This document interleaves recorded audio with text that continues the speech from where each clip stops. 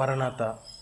ఈరోజు మన ఆత్మీయ జీవితానికి అవసరమైన ఒక చక్కని వాక్యాన్ని ధ్యానం చేద్దాం.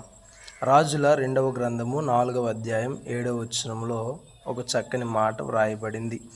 ఆమె దైవజనుడైన అతని యొద్దకు వచ్చి సంగతి తెలియజెప్పగా, నీవు పోయి నూనెను అమ్మి నీ అప్పు తీర్చి మిగిలిన దానితో నీవును నీ పిల్లలను బ్రతుకుడని ఆమెతో చెప్పెను అనే మాట మనకి కనబడుతూ ఉంది.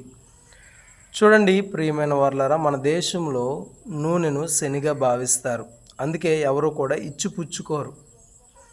అటువంటి శనిగా భావించే నూనె కుండ ద్వారా బైబిల్లో దేవుడు ఒక కుటుంబాన్ని హెచ్చించాడు, పోషించాడు, అలాగే అప్పులు కూడా తీర్చాడు.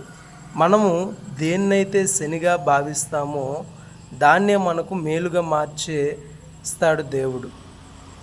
మరణాత.